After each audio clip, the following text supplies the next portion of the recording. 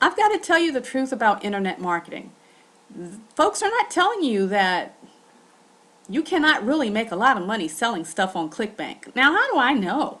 Because I've been selling since 2007 online, and I have only sold a handful of items after sending a ton of traffic to ClickBank. So I know that ClickBank is not the best way to sell or make some money online. Then you've got folks out there who are just shouting and saying, no, you know what? The best way is to make money is, to create a course and put it up on Udemy and, send some traffic from Facebook and, you're going to make some money. But folks, people do not want to spend hundreds of dollars, nor do they want to spend thousands of dollars in Facebook ads to send traffic in hopes of making a little bit of money. I mean, for real? Who wants to spend thousands of dollars to only sell 63 of a course for 127 bucks, of which you're not even going to get the whole amount? And this person's only got 2 sales, and this guy over here has sold 1 course. Now, mind you, the course is $199, so he might have made maybe 180, which isn't bad, but who wants to send so much traffic just to get a few sales? Do you make some money? Yes, but not enough to live off of. And so if you're trying to make money off of these, it's not the most effective use of your time.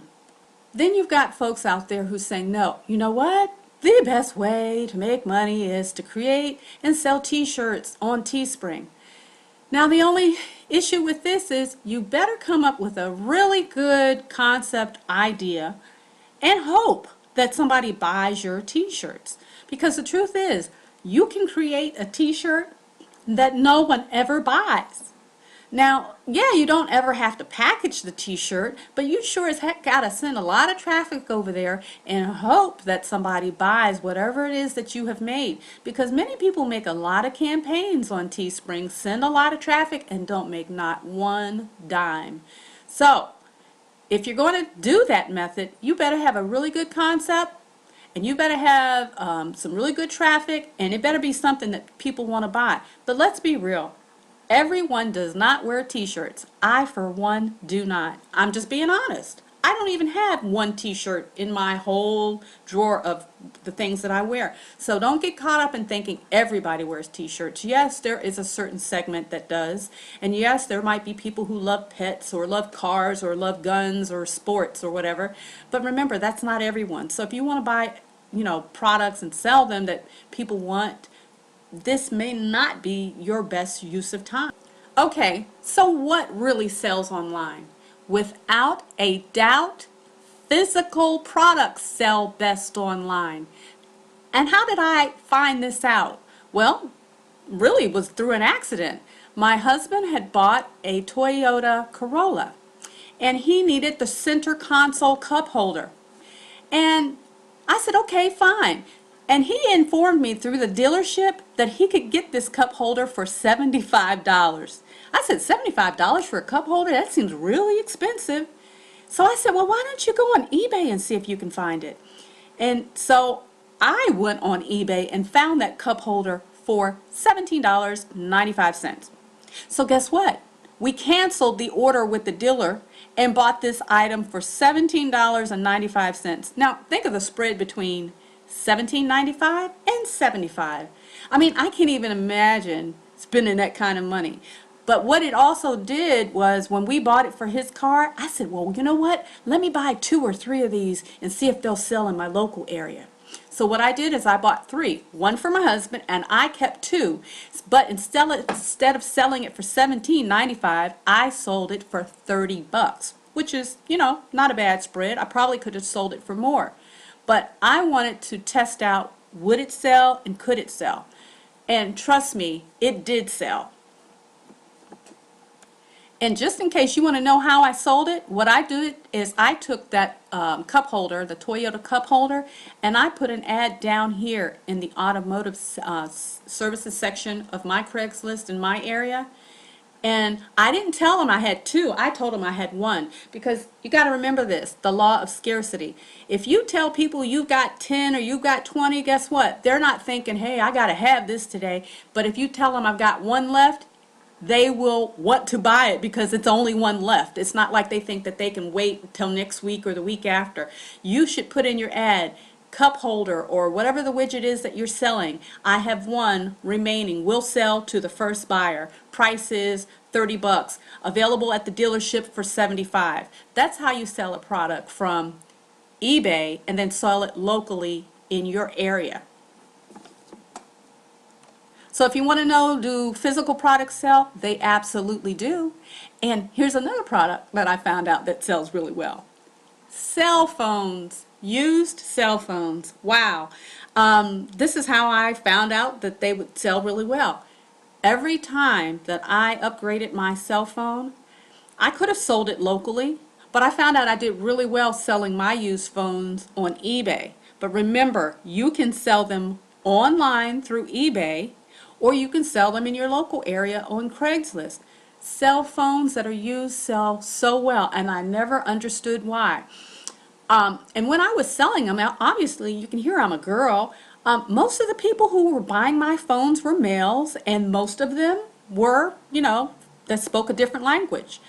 And I couldn't understand why this was until someone explained to me, everyone does not have good credit. They can't just walk into an AT&T or a Verizon or a T-Mobile store and get a phone.